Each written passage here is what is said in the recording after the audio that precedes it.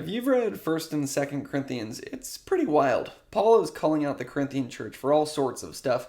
There's one guy who slept with his stepmother, there's false teachers who are leading people astray and causing divisions in the church and even calling out Paul himself.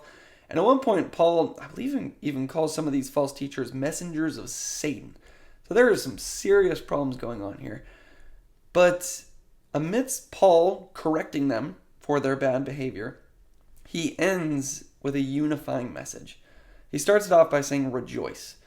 When we know what Christ has done for us, and that if we have faith in him, we are saved, that can shift our perspective. While there's lots of little things that seem like the most important thing in the world right now, if we remember that because of Jesus' sacrifice on the cross, we have peace with God and eternal life, that can help us keep things in the proper order and proportion.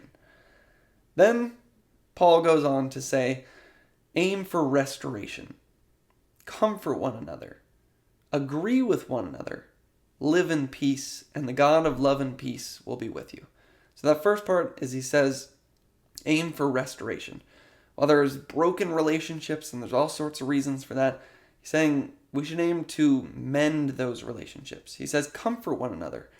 You want to empathize with the hurt that somebody is going through, listen to them, and treat them as a human being, and to try to build them up instead of piling on that hurt and tearing them down.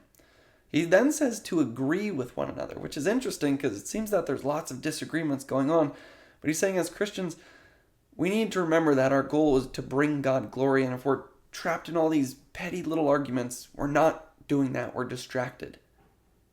The enemy might have us right where he wants us. So he's saying, agree with one another. To do that, you might have to admit you're wrong. To do that, you might have to take your pride and put it aside and be willing to compromise.